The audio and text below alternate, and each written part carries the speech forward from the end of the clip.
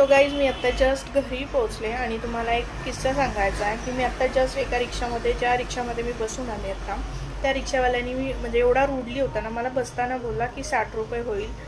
म्हटलं ठीक आहे, जवळच आहे, पण तरी मी म्हटलं आता पाऊस वगैरे येईल, उशीर पण झाला आहे, तर म्हटलं ठीक आहे आणि आले. आणि त्याच्यानंतर मी जेव्हा उतरले माझ्या घराजवळ आणि तेव्हा मी त्यांना 100ची नोट दिली.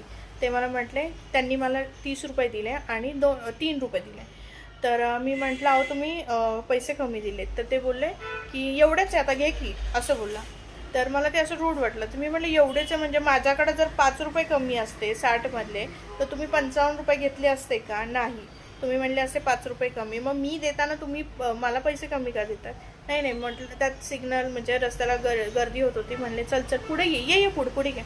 जसं काय मी त्याच्या घरची आहे कोणीतरी. बरं ठीक आहे, चल माझ्यापेक्षा तुम्ही मोठा घ्या, तुम्हाला मान. पण असं नाही ना, तुम्ही मला म्हणतो की मी जनसेवा करतो. कसली जनसेवा? जनसेवा करता तर मग फुकटमध्ये हे करा ना.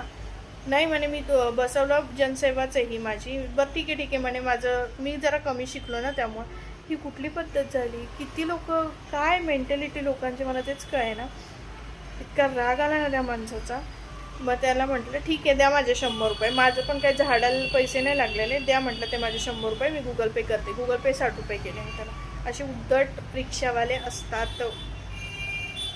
कहर केला.